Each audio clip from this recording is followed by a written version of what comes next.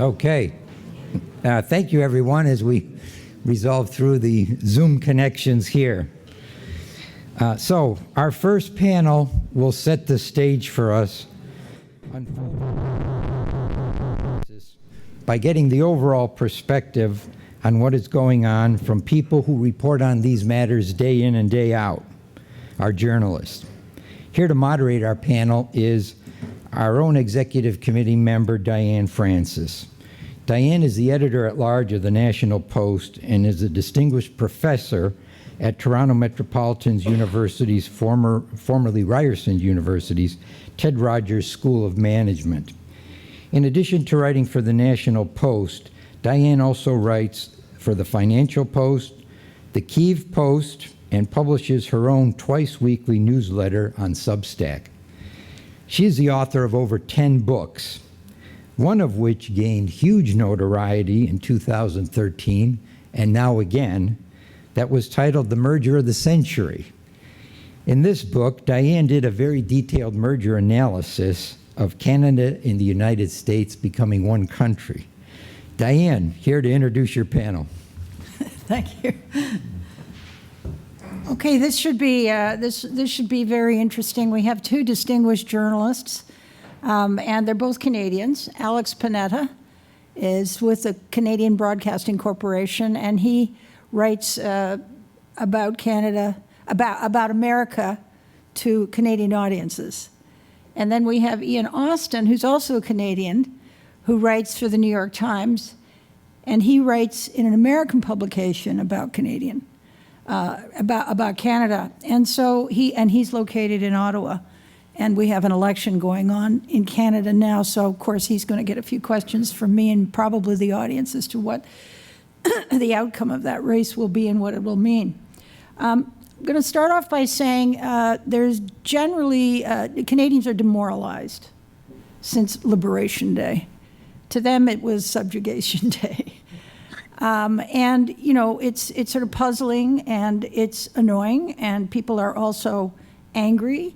We've all been financially damaged by this. In terms of things we don't know about, such as contracts not having been signed, or deals not going forward, or people changing their minds about their own lifestyle choices in terms of being consumers and tourists. And so people are demoralized, our portfolios are down, our currency is hanging in there, but it doesn't look good. And at the same time, we have an election between two people to become prime minister of a country in the middle of a crisis, one of whom has absolutely no political experience, and the other one who does, who somehow seems to have lost his lead. So everybody's just scratching their heads. It's a very upsetting time to be Canadian, to be perfectly honest. So I want to get their takes, each of them separately, given their different vantage points, one in Washington, D.C., writing for a Canadian audience, one in Ottawa, writing for an American audience, as to what they're seeing is going on in terms of the general environment following this. And we'll sort of, I'll also prod them for some prognostications in terms of what they think Trump may or may not do vis-a-vis Canada. So we'll start with Alex Panetta. And Alex, you're down there in the belly of the beast in D.C., and we just wonder, we hear a lot about dissension, and there was a bill that where some Republicans actually even voted against the tariff problem with Canada. And so if you could just give us the lie of the land and where it's going. Sure. So, you know, just to begin by saying that I don't really feel like I'm in the belly of the beast here. People are actually quite friendly on a daily basis, but yeah, this is a time that's, you know, unique. Obviously, I've been here 11 years, and there's never been anything like the moment we're living through. And I want to begin with an anecdote. I've shared this publicly before, so stop me if you heard this one. But really, this begins in the place where all great political tales of our age commence, which is in a biker bar. And I'll in a moment I'll explain why I ended up in this particular bar. But I'm sitting at the corner of this biker bar a couple weeks before Election Day last fall, and I'm talking to the owner of this bar, who happened to be on the executive of the Republican Party county committee in this area in Pennsylvania, and in what would traditionally have been a swing county. And so I'm talking to him about his worldview and how he sees the election going. And he, we get into this, we go down this nationalist corridor, and he starts talking about the United States being, the world's bank account and the world's protector, and we can't continue to bankroll NATO forever. And, I don't remember whether he said the U.S. should pull out of NATO, but certainly made it clear that he didn't view the U.S. role anymore as being, to protect other countries or even allies in peril. And at this point, I interject and say, look, I'm Canadian, remember this. Like, I am actually from Canada, a country that is quite dependent on you for our own security. This makes me nervous. When he, and he looks at me thoughtfully and sympathetically for about a half a second. And then he, takes a bottle cap that he'd been playing with in his hand, and he drops it on the bar. And he says, you see this bottle cap here? This is America. And all of this around America, it's the rest of the world. And right now we need to focus on this. And I keep thinking about this conversation because we're now living with the manifestation of this growing trend in American life. And the reason I was in that county was, so I basically made a decision before the election to go to 3 counties outside of Philadelphia, within like 90 minutes of Philly. I wanted to go to one county that had been a Democratic county that had swung Republican. The classic Obama to Trump county. I wanted to go to one that had swung towards the Democrats, Montgomery County, wealthy, highly educated area outside Philadelphia. And I wanted to go to one of these 50-50 counties. And I actually went to a couple around Allentown. And that's actually visiting that 50-50 county where I became convinced Trump was winning the election. But the reason I ended up in that biker bar was Carbon County was one of these places that had voted for Barack Obama and swung wildly in Trump's direction. Last time I checked, I think it went 70% for Trump in 2020, and probably went even more wildly in his direction last fall. And I talked to people there, and I was at one point I was in the Republican Party county office, just talking to a bunch of folks. They invited like a dozen people from the executive, volunteers, and we were just having this large group conversation. It lasted a few hours. And at one point, NAFTA comes up, and every single person in there shared horror stories about what had happened in the 90s in that area. And I don't remember exactly what they were manufacturing, but basically, it wasn't cars. But they talked about all these factories just moving out in the 90s, right? Within months of NAFTA taking effect. And if you look at the sort of the manufacturing employment trends, I mean, I'm sure most people in this room are aware of this. But, NAFTA did not have that major an effect on U.S. manufacturing. I mean, there was a recession in the early 90s, and, manufacturing employment maybe never really picked up the way it might have a decade previously. But, it's really, China joining the WTO, then automation that really has this falling off a cliff effect on U.S. manufacturing jobs. But it doesn't matter because the people in that county are convinced that NAFTA is part of the problem and Donald Trump is part of the solution. Now, historically, that opinion didn't necessarily carry weight within the Republican Party or the Democratic Party because you did not have the educational polarization you have in American politics now. So basically, you had the anti-trade faction representing a certain element in each party, but now it's really, there's this cleavage that's growing where, sort of folks who lament the lost age, golden age of manufacturing really do carry sway within the Republican Party. They have that critical mass. And so we're seeing that that policy view bear fruit. Now, where this goes, I mean, I want to begin with this giant caveat, which is to say, anyone who tells you they're aware of where this ends is selling snake oil, because I don't think the administration itself here has a great handle on where this ends. And just to give you an anecdote from this week that will sort of help illustrate the idea to which some of this has been improvised. I think some people have been asking, was this all a master plan from Trump to escalate and sort of partially de-escalate? It's possible that broad parameters had been set and that, he has an idea generally of where he wants to go, but there is no way in my mind that the specifics were mapped out in advance.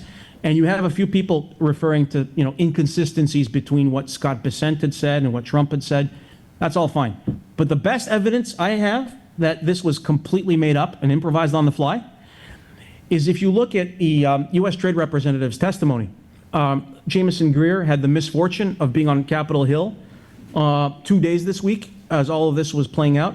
He testified before the Senate Finance Committee on Tuesday and then the House Ways and Means on Wednesday. And some people have drawn attention to the fact that he was actually literally on the witness stand when this news broke, and it wasn't clear whether he was aware that this news was going to break, that Trump was de-escalating, partly. But there's a better piece of evidence that it's improvised, and if you listen carefully to his testimony, it's the most fascinating thing. So he had spent a chunk of Wednesday morning being asked about textiles and garment making. And on 3 occasions, in 2 separate parts of the conversation, 3 times, seems to indicate or argue for textile makers, garment makers, to not reshore to the United States, but to shift production from Asia to Latin America, to take advantage of this new tariff differential. Because if you look at the tariffs, the Liberation Day tariffs, Trump had slapped like a 49% tariff on Cambodia. I think it was 46% on Vietnam. It was huge on Japan. I mean, just generally very high in Asia and not that high in Latin America. I think it was 10% through most of Central America. So what Jamieson Greer is there doing is arguing for a reshoring to this hemisphere, which could potentially play in Canada's favor, and we'll get to that in a sec. But basically, he's arguing for this strategic realignment of supply chains in that industry towards Latin America to take advantage of this differential. And that differential did not last as long as he was on the witness stand. Like literally, Trump erased that advantage. I mean, he's telling businesses to make these multi-billion-dollar decisions, and which presumably would have like a 15, 20-year horizon. It didn't have a 3-hour horizon because it had expired by the time he was off the by the time he was excused by the committee. Right. So that tells me this is, I mean, at least partly, if not largely, made up on the fly.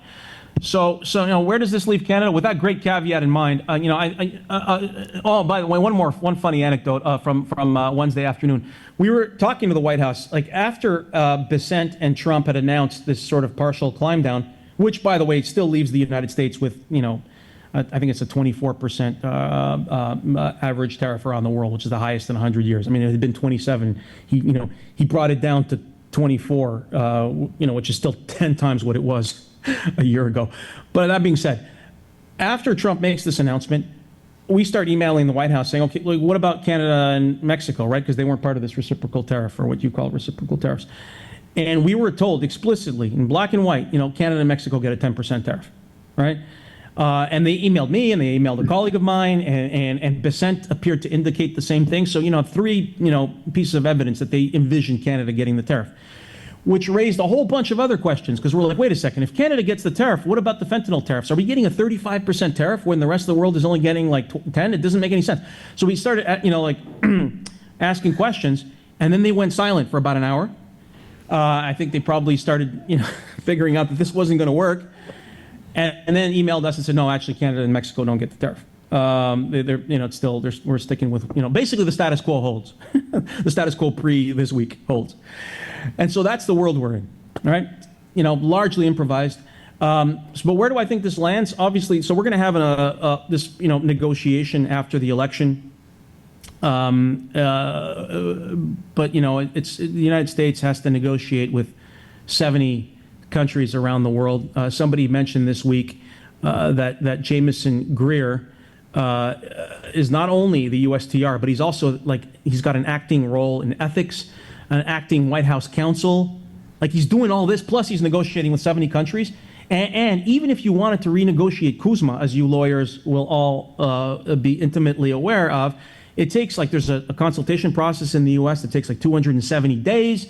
And then on top of that, there's a 180-day congressional consultation. So you're looking at a year if they want to go down the CUSMA route. Now, or the USMCA route. Sorry, I write for the CBC. We've stuck with that Canadian acronym. But so to renegotiate USMCA is going to take at least a year. Would Trump pause tariffs pending the negotiation? Maybe.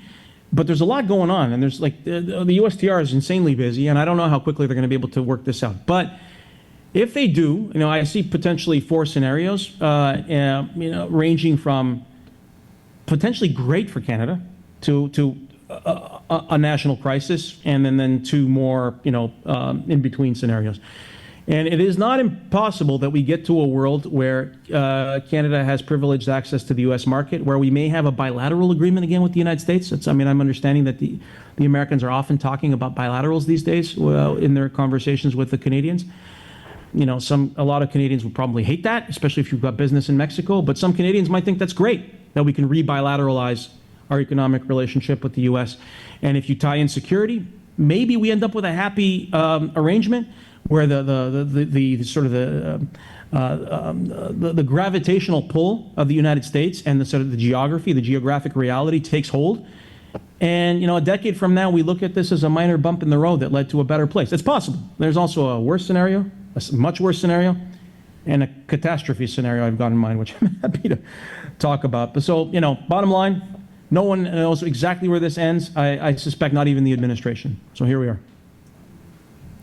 Wow. That's very interesting stuff. And on the fly, you've corroborated it. I think everybody who has a stock market portfolio or a 401k knows how erratic and on the fly this guy is from one day to the next. Ian, I want to get your take from your viewpoint in Ottawa, covering the situation for an American audience. Well, just before I talk broadly about that, to follow on about Wednesday's confusion, at one point, I was getting text messages from the Prime Minister's office, as was my colleague in Toronto, asking us if we had any idea what was going on. And while I couldn't really tell them this, our internal Slack channel about all of this stuff could best be summed up as a series of messages saying WTF, WTF, many question marks. So, it was beyond chaotic. But just to back up a bit, I'm not just Canadian, I'm from Windsor, Ontario, so right on the border. And you never feel fully Canadian, but you definitely know you're in another country when you cross the bridge or go through the tunnel. And I've been back there probably a cumulative total of 4 weeks since January, doing various trade stories. And there's a few really striking things. There is, I think it's fair to say, always this kind of latent anti-Americanism under the surface in Canada. It's kind of, envy. It's sometimes in the past been jealousy. And of course, now it's taken a really different turn and become really, really explicit. You see cars with bumper stickers that say no 51st on them now, and having a bumper sticker weirdly is an American thing, not a Canadian thing, but it's taken off here. I was struck on Saturday. I went to Detroit, and you go to Detroit through the tunnel on Saturdays, you usually expect to be held up for quite a while going through customs and immigration. There was no traffic. We just kind of drove in. I think we were delayed like 1 minute or something like that. And the statistics show that up. I think last month, land trips to the United States dropped by 36%. Some of that is, the dollar. Some of that's Canada charges tariffs on stuff if you buy it in Detroit now. Some of it's fear of being detained by American immigration. I mean, people are genuinely afraid to go to the United States now, which is, I just find, mind-blowing as somebody who, in my misspent youth, I would tell my mother I was going downtown. I just omit which downtown it was. You didn't think about it. So there's this real palpable fear now, and there's also just massive, massive confusion. So I was saying, businesses can't make any decisions. I mean, I visited Canada's only rice processing mill, which now makes 10 million packets of that overpriced microwavable rice, which it ships to grocery stores in the United States primarily. And they were in the midst of planning a $20 million expansion to build a plant in Livonia, Michigan, which they were going to run out of Windsor. And they're expanding the capacity in the Windsor plant. They just don't know what to do. They have no idea. And they're going to hit both ways because Canada has a retaliatory tariff on American rice. Well, nobody grows rice in Canada, so they don't have much choice but to get it from there. So there's just this incredible anger, incredible confusion, unbelievable uncertainty in the business community, big and small. And I think the biggest fears, and we're talking about worst case scenarios, center around the auto industry, which since 1965 has been the subject of various trade agreements that led it to be quite integrated. I mean, the initial auto pact was, of course, a managed trade thing. American companies were allowed to bring in as many cars as they made here. But it led down a role of great integration. But since NAFTA, Canada has been going steadily backwards in the auto industry for a number of years now, partly to Mexico, but mostly the southern U.S. is where most plants have been established. And now, basically, the Canadian industry is down to, well, 2/3 of production is Honda and Toyota. It's no longer the Detroit Three. Ford currently isn't making any vehicles in Canada. It's supposedly retooling its factory in Oakville, Ontario, to make heavy-duty trucks. It was earlier going to make electric vehicles there and changed its mind about that. Immediately before Trump's Liberation Day and the announcement that a 25% tariff was going to go on Canadian-made autos, Stellantis called the union up, Unifor, and said they're shutting down for 2 weeks. Stellantis has another plant in Brampton, Ontario that was retooling, and it's taken a pause. Everybody I talk to in the industry figures that pause is going to turn into a win for Trump. They're going to say, oh yeah, we're not going to make that Jeep there after all. So that plant's probably gone. And GM had previously closed its production plant, which had been around for 100 years in Oshawa, Ontario. It was reopened a few years ago, but it's not really a full production plant. They send assembled bodies up from Indiana or Kentucky, sorry, I can't remember, paint them and do final assembly. So it's a very, very sickly industry. And a lot of people think that regardless of what direction this all goes in the end, that this may be the beginning of the end of car making in Canada, or largely the beginning of the end, which is a weird thing because just a few months ago, it looked like Canada was on this bright future. The federal government, the province of Ontario, committed tens of billions of dollars to taking the industry into the battery age. So one factory between LG and Stellantis in Windsor is nearing completion. On Monday, I went by the site of what is supposed to be a massive battery factory being built by a subsidiary of Volkswagen near St. Thomas, Ontario. The province claimed that the land was cleared and that Volkswagen will start building the factory in October. Right now, it's the world's biggest mud hole. There's no sign of a factory going up there. A third factory in Quebec, its Swedish owner's gone bankrupt. So, just gone from being this, was going to have this bright future for this industry, which is very, very important in employment terms for the province of Ontario in GDP terms, to everybody wondering, if it's all gone now. So, all of this has dropped in, of course, in the midst of political confusion in Canada.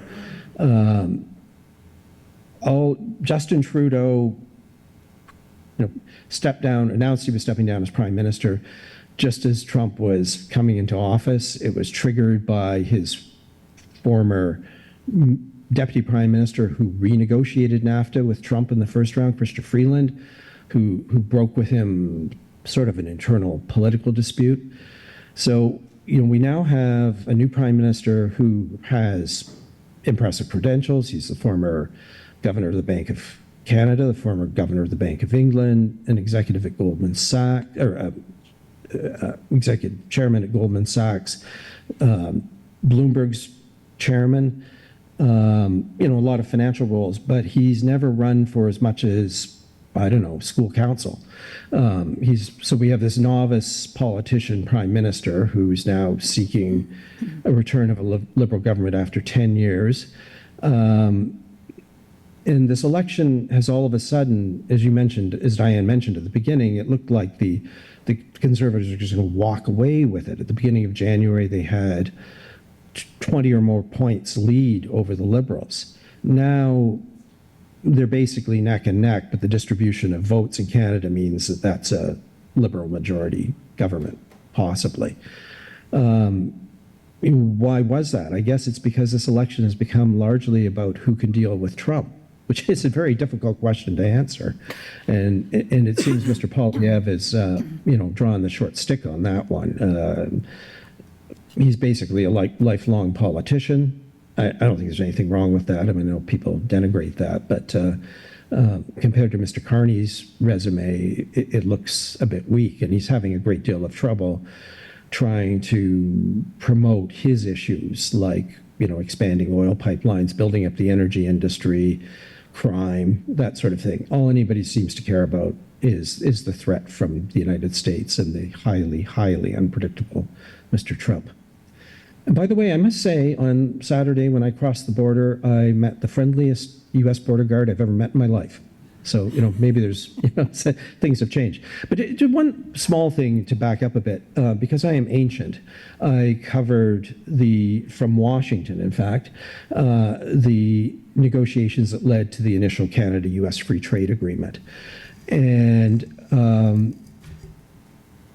I also covered the negotiations around the GATT talks that led to the establishment of the WTO. And one thing that sort of strikes me about now is that we're sort of seeing a repeat of fears I saw then. I remember coming back from Washington to Toronto, and you'd remember this, Diane. There were huge, huge demonstrations against the free trade agreement. It was itself a pivotal issue in a federal election. And there were a lot of fears about job losses, industry shutdowns, and everything. And yes, there were. I mean, Canada went from that very protected economy based around branch plants, mostly of American companies. For the most part, those branch plants disappeared. Even like distribution, which is a real issue right now. I mean, a lot of businesses are running into problems that, Canada hasn't put tariffs on Chinese things or on Japan or whatever, but they have to buy through American distributors who are landing the product in the States and paying those tariffs. So, I don't think this is, the scale of this, the confusion, the uncertainty is without precedent. But fears in Canada about the effects of trade, it was in an opposite direction, it was towards open trade, are not necessarily a new thing. It's just this like sheer unpredictability. The confusion, I don't think anyone in the Prime Minister's office has a good fix on Trump. Their chief point person seems to be, who's been very good and seems very plugged in, is Kirsten Hillman, the Canadian ambassador to Washington, who's not a political appointee. She's a lawyer and career diplomat who was initially just a temporary ambassador. And Dominic LeBlanc, who is a good friend of Trudeau's, is kind of the point person in the cabinet. But I think here everyone just wakes up every day wondering what's next. And in the case of the Conservative leader, Pierre Poilievre, I think he probably looks anxiously at Truth Social to see if Mr. Trump has endorsed him, which would not be a good thing for his electoral campaign. Okay, well, thank you. That's fascinating. Just on a historical note, by the way, tariffs have always been, as you pointed out, we had that 88 election. It was unbelievably emotional in Canada as to whether or not to opt for a free and open trade with the Americans. But, it's the historical note I want to make is that the first car plant in Canada was built by Henry Ford way back when, and only built there because Canada was part of the Commonwealth and there were no tariffs on goods made in one Commonwealth country to all Commonwealth countries. So Canada became this auto manufacturing mecca for all the American automakers because they could ship stuff tariff-free to Britain, South Africa. In fact, the royal family was buying Buicks from Oshawa, Ontario for decades. The whole thing is kind of interesting. So, here we are again, although this one I think is actually poses an existential threat to the future of Canada and its economy. Because this is serious. My question to each of you, and you've given us really interesting things to think about, and we'll have a Q&A, the audience, but you're both paid to sort of psychoanalyze leaders and to try and figure out what they're going to do and what they're all about and that sort of thing. How would you, if you were hired by whoever becomes Prime Minister of Canada, how would you counsel them to handle Trump negotiations? We have a model that really worked very well, and that's Mexico. She just pulled it off. What do you want? We get it. None of this bluster back, how dare you? What do you want? We got it, and they've got it. So what would you counsel, not the Canadian voters, because we're all at sea. We don't know which one of these guys could handle him, but who could handle him best, and or what should be offered, or how should it be handled? Alex, you want to go first? I was going to say, Ian, you first. First thing I'd ask is for more than a minute to think about how to psychoanalyze Trump and what arguments. But okay, let me. My first impulse here is that there's no obvious answer, because if there were, Mexico wouldn't be getting the same tariffs we're getting. And as a matter of fact, just last night, Trump threatened more tariffs on Mexico. He keeps complimenting Claudia Sheinbaum, and then last night threatened tariffs over water. And this is his favorite tool in the toolkit, and he'll keep coming back to it. And I guess the most important advice I'd offer, and this isn't psychological advice, but is how do we sort of blunt that tool in any future negotiation with the United States, right? And I know this is something they're thinking about in Ottawa, that if they're going to renegotiate USMCA or some bilateral arrangement, who knows, is there a way that you put in some clauses in that agreement that would set some limits on when and how the president can invoke national security and appeal to the IEPA and the 62 and 74 trade acts to impose emergency tariffs? I think it's a tall order, because first of all, I don't think Trump would very easily go for that, and he'd ask at a very minimum for the end of supply management in Canada, which would be, well, there'd be some issues domestically to sort out on that. I don't think he'd want to go for it.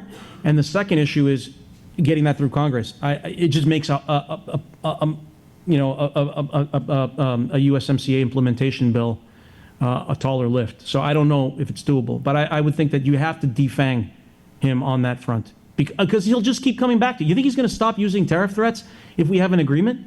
Like, it's never going to end. And just proven last night, if he's not happy about something happening with water along the Mexico-U.S. border, it's like, you're getting tariffs.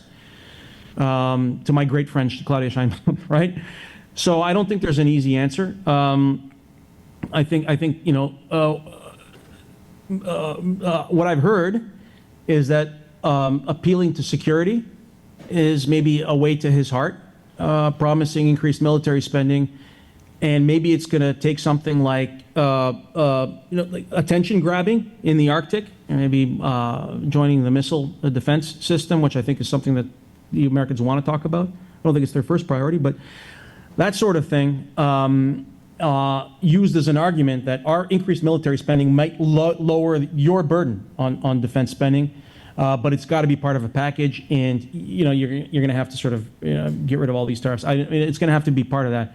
But no, I don't think there's a simple answer, and I'm sorry to disappoint you, Diane, but if there were one, I think someone would have cracked the code already, and no one has. Okay, Ian, your thoughts?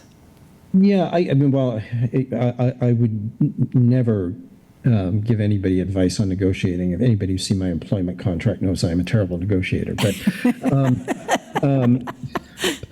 But I guess a few observations. I mean, I haven't yet to be able to wring out of anybody exactly what transpired in Carney's one phone call with Trump.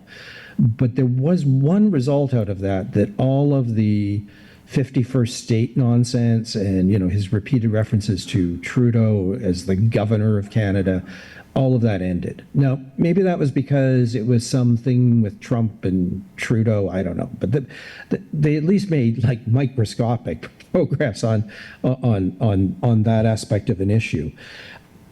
I would, how you negotiate with him is I think something that defies everybody.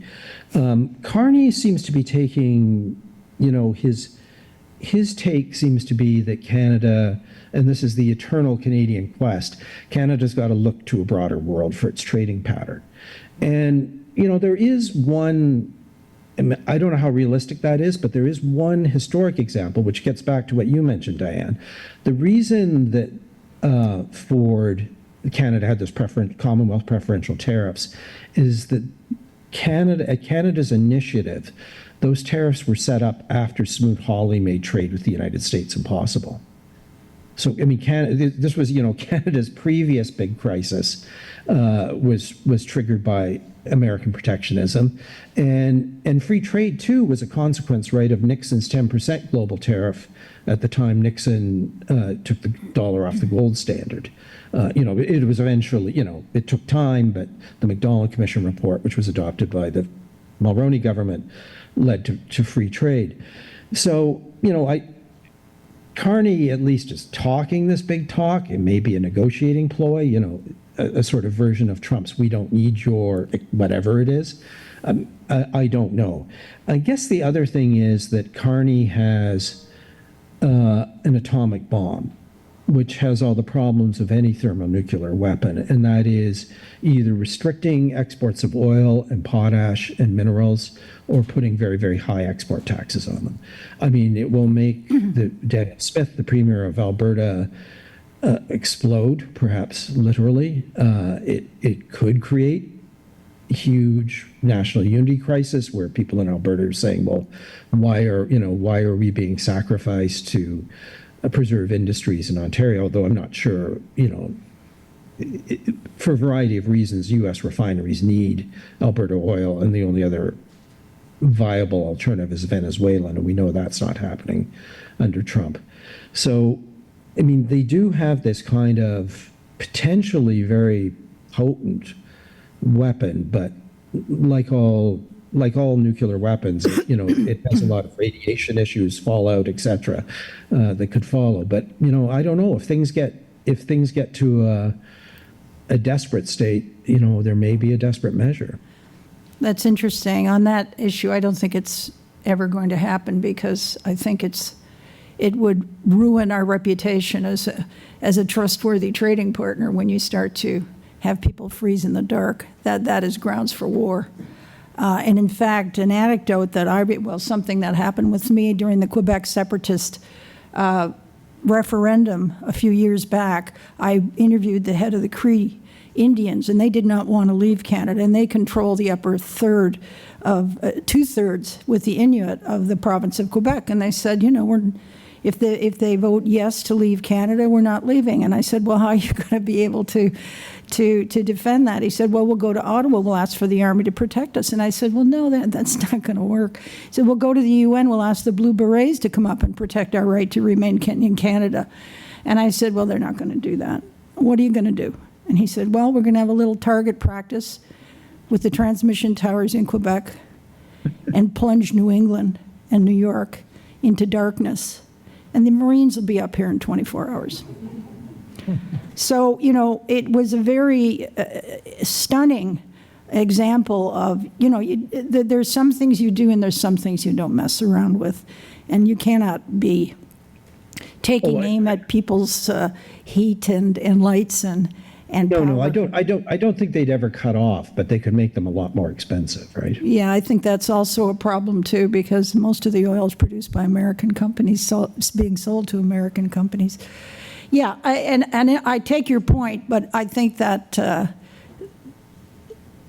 I just think we have to ride this one out, and I think take a page out of what Mexico's done. You know, go down, here's our list, what do you want? Pick out what you want, and keep doing that. I don't know how else we deal with them, because there aren't any trade laws anymore. There's just one king of trade. Yeah. What about polling? I'm interested in, obviously we don't need to know polling information from Canada because everybody's appalled and upset. What about the United States? Are there any green shoots of people saying, you know, we got to stop him, this is crazy, because it is going to backfire, of course, on American consumers and companies?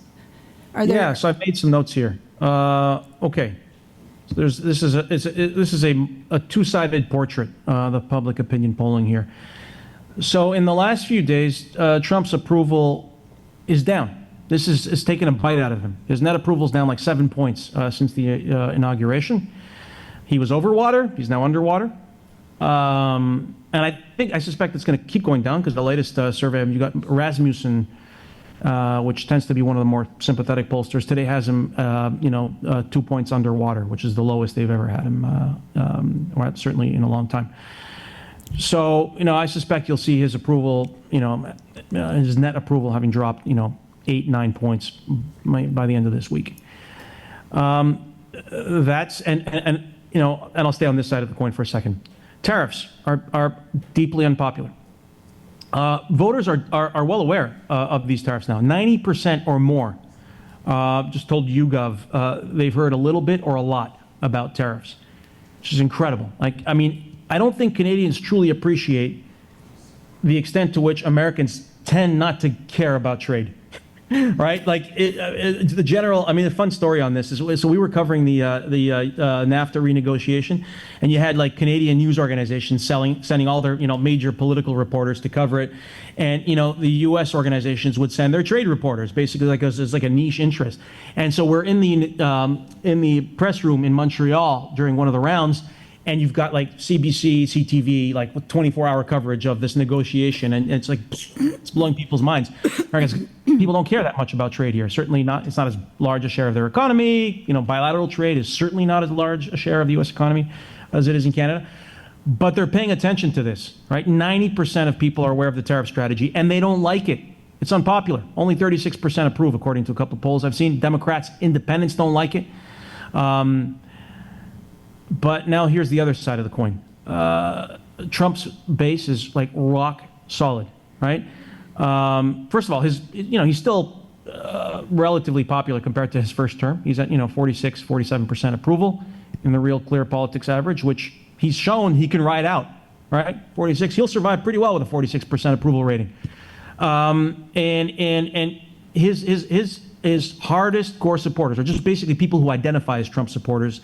In a poll, roughly 76% approve of his tariff strategy so far. 87% of Trump supporters tell Quinnipiac this week that tariffs will help the U.S. economy in the long run. That's same thing in an Ipsos poll, 86, 87%. And to me, that's the ball game, right? Because the essence of Trump's political power right now, at least for the next year, is his ability to influence the primary process in the Republican Party entering the midterms. That's his power. Independents don't like him that much at all. The general public, he's never been, that popular with the general public. His power, his superpower, is the ability to scare the living daylights out of Republicans on Capitol Hill. And it's the reason they won't put limits on his tariffs. It's the reason that you saw this sort of attempt to sort of, vote for constraints on his tariff power sort of fizzle out. You'll hear people talk about it, but it's not. I don't think it's getting very far. Certainly not in the House, because they're scared of him. And the reason they're scared of him is because he can control the primary process. And the reason he can control the primary process is because his, Republicans love him. And what I'm seeing in the polling is they continue to love him, and that the Republicans aren't particularly scared of these tariffs, at least not yet.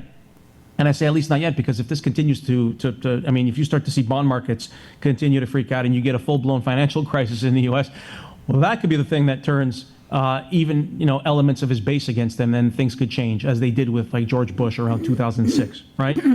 But we're still in a George Bush 2003 moment with Trump right now. His base loves him. And I don't think, you're not seeing the rebellion on his side that you would need to dislodge his worldview.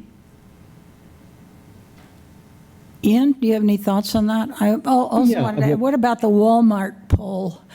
What happens when all those tariffs kick in and everything they buy at Walmart, which comes principally from Asia, starts to become a lot more expensive? I think that may be helpful. Well, and it's not just cost, right? Already that Stellantis plant closing has led to thousands of layoffs in the U.S. at parts factories that supply that factory. So, people are getting people are already getting hit by job. It's had the opposite effect initially of what Trump promised in the auto industry. People are getting laid off. It's difficult for Canada, though, because, I mean, as both of you know, the approach during the renegotiation of NAFTA was that Canada reached out to governors of Republican states that could be affected by tariffs, not as greatly as, or could be affected by loss of trade with Canada. And I think, the lack of any response, as was noted, from Congress this time means that that's a bit of a dead end for Canada. I mean, they can't build this alliance of people in Congress, governors and so on to go to Trump and say, well, hey, back off or something like that. That just doesn't exist. Canada and the rest of the world are kind of on their own this time. Just to sort of going back to the congressional point, I think this week was instructive. Jamison Greer, USTR, testifies twice, right? Before the Senate, before the House. Before the Senate, Republicans were kind of politely, gently trying to press their case that this was potentially catastrophic for the United States. They were being kind of gentle about it, like I said, but they were willing to speak up a little bit.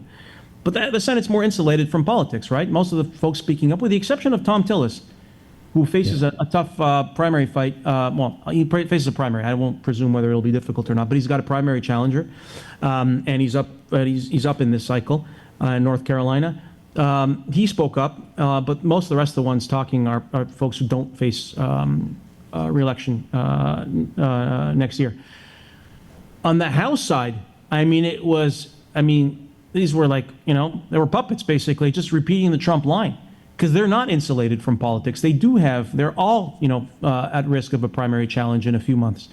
And that just tells you, you're seeing the internal politics of the Republican Party playing out differently in the House and Senate. And what you're seeing in the House is evidence that, they're scared of Trump. And maybe some more of them agree with Trump, and maybe they're Trumpier on average than the average senator. But no, I think what you're seeing there is folks who are about, 8 months away from or a year away from primaries. Okay. And of course, it's kind of amusing that one of the few voices now speaking out against tariffs is Elon Musk, the most hated man in Canada.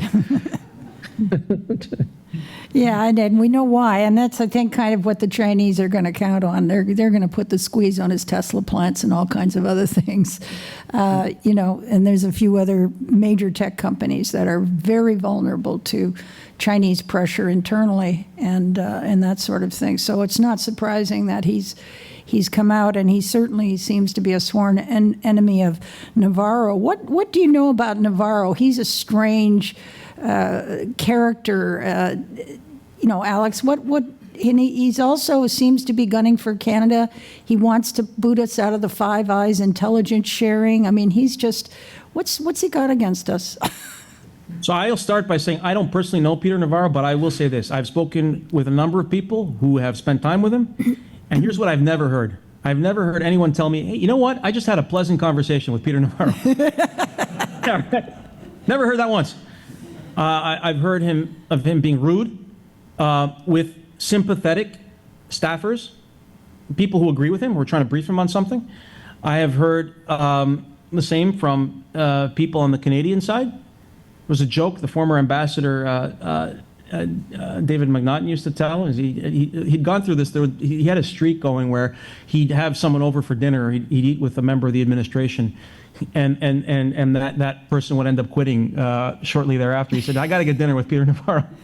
So he's ideological and quite prickly. Elon Musk has publicly turned on him. He's obviously, he's not a stupid man. Yeah, but there's a zealotry there. He went to the slammer for the boss, didn't he? Yes. Yeah. I'm sorry?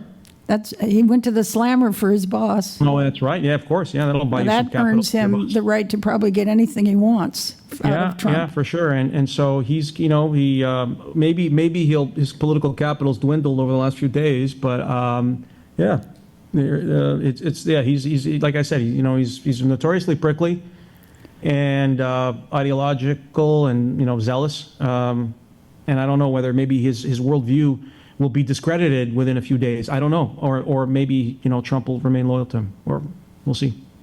Okay, I think we have some time for some questions from the audience, so stand up, and there's a mic if you want, but Please identify yourself for the record.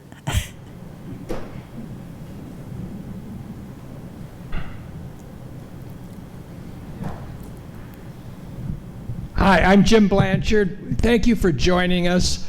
Alex, and Ian, I live the auto issues as a member of Congress and governor, and I agree with your analysis, Alex. The narrative, the Democrats and the people who support trade have lost the narrative. I mean, almost all the jobs were gone, frankly, long before NAFTA. I lived it and I saw it.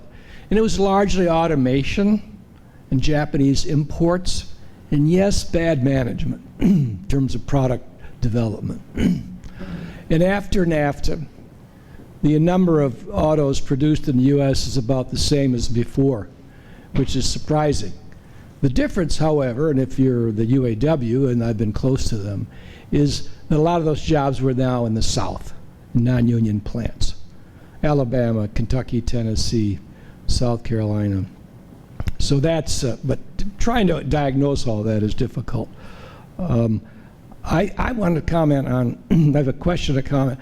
I think maybe Carney will be more effective in dealing with the Trump administration because he has this history on Wall Street and banking. And I think regardless of what he says, I think Mr. Trump respects what's going on in the financial markets, as we've seen even this week with the 90-day pause. I do think that impacts him more than he'll admit. My question is, it's mostly to you, Alex, it's two parts. Do you think we'll ever get enough Republican senators to stand up to Trump to change the dynamic, or are we going to have to wait for a massive Democratic victory in the midterms, which I think we will have? And the second is, it would appear to me that Stephen Miller and Peter Navarro are the two most influential advisors to Mr. Trump. Do you agree with that? Yeah, so I think could you get enough Republican senators to influence the conversation? Yes, because you just saw the other day. I mean, they literally passed this bill. I think it was 4 Republicans voted to put handcuffs on Trump when it came to the use of tariffs. Enough to change to diminish his power? No, because you need the House, right? And so short of like an American Greece scenario, that's why I'm actually watching bond markets now more than stock markets. I don't see how you get the House to turn on him. Politically, perhaps the Senate could damage him by speaking out more forcefully and more often. But I just don't have a whole lot of optimism that the Congress right now is in any position to change the fundamental dynamics at play. what about, and Ian, I'd like you to comment on this too. What about the business community who are, sophisticated? They know that the supply chain shakeup, the imposition actually of essentially a national sales tax is going to hurt economic growth and be a drag on all kinds of bottom lines. Is the Business Roundtable, is there something happening inside the business movement? I mean, Musk is shooting off, that's great, but are others joining in and starting to talk about it? Do you see that happening? I mean, we've seen some leaders on Wall Street this week, some more explicitly than others, speak out against this. I mean, even for them, right? I mean, you're dealing, when it comes to people like Navarro and, Lighthizer still looms like some spectral thing in the background. I mean, these guys who have this very, I think we had a headline today in the print edition that referred to as economic stupidity, this idea that somehow the most essential thing is to eliminate all trade deficits around the world and have equilibrium. How do you respond? How do they influence? I don't know now. Trump's in office now. What influence do they have on him? If I think Paul Krugman argues that these people thought that Trump 2 would be like Trump 1, and he would make a lot of bluster and noise, but he wouldn't follow through on these very, very radical ideas on trade. And well, they got what they paid for, I suppose. He was true to his word. I think a lot of those people are stunned, but I don't know. It's not obvious to me. Alex would have a better idea how, at this stage, they influence that administration now.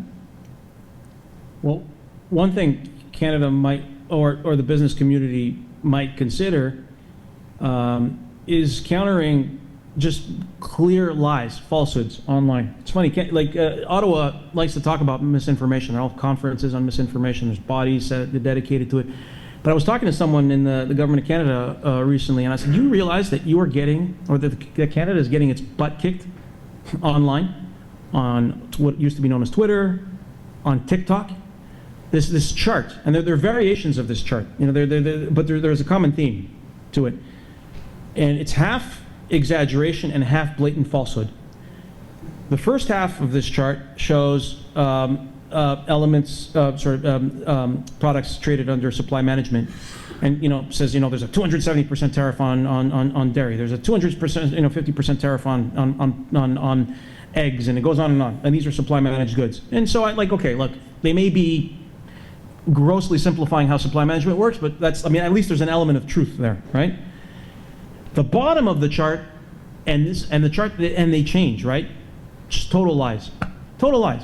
I don't have it in front of me, but you see stuff like 200% on cars, 200% on beef. I'm like, this is not real. Who's publishing that? Is there All sorts of there's no influencers source? all over Okay. People with hundreds of thousands of followers, people like basically those folks who buy themselves a blue check mark on Twitter now. It's spreading like wildfire on X and on TikTok as well, in videos and stuff. Like, did you know that Canada imposes all these tariffs? Yeah. Ergo, and this is and I think this is significant because it belies political space for Trump. And that poll that polling I was referring to earlier about support from his base, because in part, I think it's attributable to the fact that they're hearing these lies, and no one in Canada is countering it. The business community, and no one in Ottawa. Yeah. There's an interesting point about that, though, because I've spoken to people in industries, and they're afraid. Because they think if they counter that, they'll become the target, right? It won't just be the Canadian tariffs, they'll attack that industry. And it's not just the online attacks. I have desperately been trying to, Canada is a big exporter of greenhouse tomatoes to the United States from Essex County. It's a huge industry. And nobody, not one greenhouse grower will speak to me on the record, because the few times they have spoken out about Trump, their trucks have been pulled over at the border. Customs has decided they need to look at every tomato in them. They've left the tomatoes out in the cold. The tomatoes have gone rotten and been useless. Like they're even afraid of retaliation on that level by the administration, and they're really afraid of being attacked in that world that Alex just laid out. So, who wants to stick their neck out? That's right. Question? Hi, Mitch Goldsmith. I have a question about Carney specifically. I think that a lot of us were anticipating a Poilievre prime ministership, and we were seeing in the United States and in the Trump administration already some mocking rhetoric about Poilievre. But Carney, for many of us, is an unknown, and I'm wondering if you could anticipate maybe a Carney-Trump dynamic. I think in many ways we've seen that Trump is a very vain and jealous man, and Carney seems to be very intelligent and successful and has had a long successful career and is very popular, which could all be detriments, I think, when he goes into negotiations or conversations with Trump. Could you preview maybe how you think he might play his hand in these negotiations, and how it might be different were Poilievre to win? Thank you. So you want to comment on that, Ian? You're in Ottawa. Yeah, I mean, I think one thing about Carney is, he's done big negotiations in the past. He was the governor of the Bank of England at the time of Brexit. which was a chaotic situation politically with chaotic, mercurial political players involved. So he has some experience of dealing with less extreme forms of Donald Trump, which, you know, I can't read Donald Trump's mind on how Trump will respond to that, but at least he has some experience and sophistication with dealing with that. Poilievre just, I don't know, he talks a lot about working a deal out, but it's just sort of, it's kind of tough talk. His discussions about what Canada would want or seek are not very specific. Which is, I think, you know, the thing that's clearly hurting him very much in this campaign. But I mean, as for the personal dynamic, I mean, you know, Trump was nice to Trudeau at first too, you know. So he seems to have had a good call, as I mentioned earlier. He dropped the 51st state stuff after speaking to Carney, but I don't know, with Donald Trump, his views about people can turn in an instant. He called him Mark. Now let's see why he That dropped was the very 50 state. significant, I think, to some people. I'm curious to see why he It cuts dropped. both ways. Well, I want to know why he dropped that 51st state stuff. too. There's two explanations for it, right? Explanation number one is he just had a hate-on for Justin Trudeau. And my understanding, by the way, is that the relationship wasn't so two-dimensional. You know, that they would occasionally actually have these warm conversations, and then Trump would give him a jab in public. Like, so apparently in one of their last conversations, he's like, "You got to come to Mar-a-Lago. We need to have lunch before you go." And then, you know, like 2 days later in public, it's like, you need to become the 51st state governor, Justin. So it's weird. But that said, there's one explanation for his change in tone recently, and that's you know, he just had a specific, he took specific delight in trolling Justin Trudeau, and Trudeau's gone, and he's going to treat Carney the way he treats most other people. And the second explanation is he doesn't want to interfere in the Canadian election, because he's aware, he's very well aware now, because people have made him aware here, that he was helping re-elect a Liberal government. Now, I don't know whether he cares very much about that. I don't have any insight into his brain on that front, but he knows that he was becoming a factor in Canadian politics. And so the reason I'm curious about this, because it might speak to what he'll do after the election. If he was just basically, if that 51st state stuff was an anomaly and it's over now and it's over for good, we may get back to the good place. If election day comes and on April 29th he's back to the 51st state, we're headed straight through the 7 circles of hell. And I don't know which one it is. I think there's also a third explanation, right? That some people argue that the 51st state thing, he didn't really mean it, but once he said it, I mean, Trump has this tendency to persist with things that he isn't even that committed to, just because he never likes to back off. So, you know, maybe when there's a new leader, it gave him an out, you know, just maybe could turn the page on that. But who knows? Who knows? Yeah, I think also the other way to examine it was that Trudeau's totally mishandled the whole situation. He went down to Mar-a-Lago instead of being businesslike and saying, "Okay, I get you, I hear you. We're prepared to do this, this, and that." NATO commitments, which he said we'll never meet, and so on and so forth, and have a businesslike discussion. Instead, he went down and he whined like a little kid and said, "We'll go bankrupt if you do this to us." And that's when the smart aleck comment came, "Oh, well, then why don't you become a 51st state?" He liked it. And, you know, that has resonated, and that's really upset a lot of people in Canada. And he's stopping it, and it was ridiculous. But I think it arose out of the fact that we had a very dysfunctional prime minister who didn't know how to handle him compared to the Mexican one. And I think Carney and Poilievre have probably each learned from that. And I think they are going to be probably well advised to treat him in a businesslike manner and talk money. Yeah. Not Although, emotion. again, Alex's point, Mexico's been no better off in the end. The tone's been better, but We got all our Oh, It's no, been it doesn't mean it. he becomes suddenly a benevolent dictator to the world. I'm not saying that.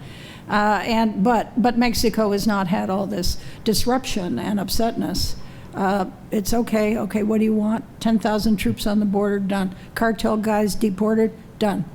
And anything else you want, done. And so it stays quiet, but it's not quiet. The Canadian-US thing is not quiet, in part because we have an election. So I would hope that they would draw their conclusions appropriately, and either one of them, I think, will do okay. But we're dealing with a strange man. One more question? Hi, my name is Kaylin Fazio. Thanks for your presentations. My question is, you talked about misinformation regarding Canada and trade. My question is, who is responsible for correcting this misinformation, and who will be the most effective, particularly with the Trump base? Is it Democrats, journalists, other influencers, or politicians at the state and local level, or someone else? Thanks. Well, my take off the top, but I'd like a quick comment from each of you, is when these things go viral, nobody can correct them. That's the problem with the world right now. Do you want to comment? I mean, I don't think it's a matter of correction. It's going to be a matter of people seeing that prices are going up for stuff dramatically, that maybe they're out of work. But yeah, I mean, there's no, you know, I mean,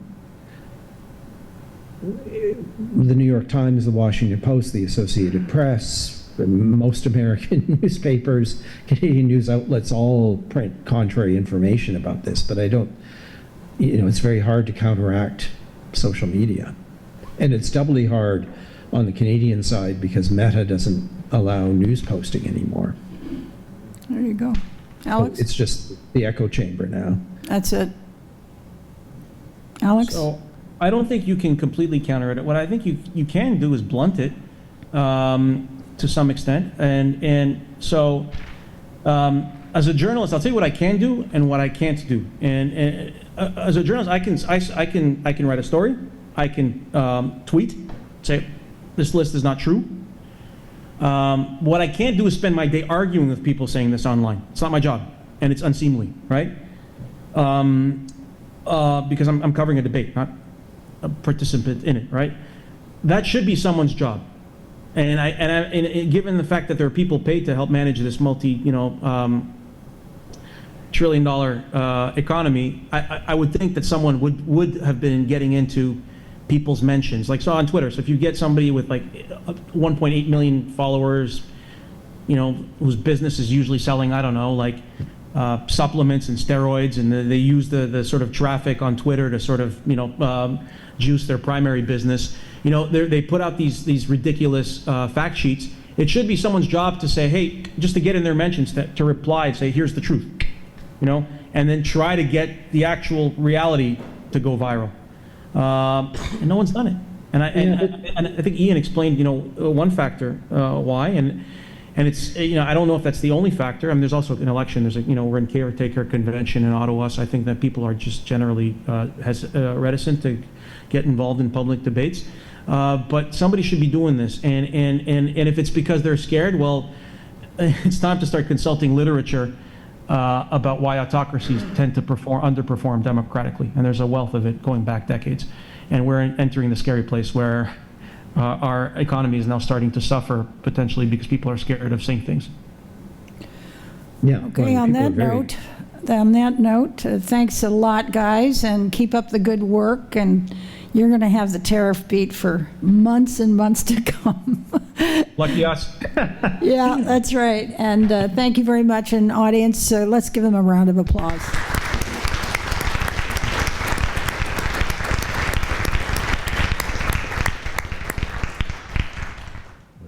Thank you, Diane, Ian, and Alex. Outstanding panel.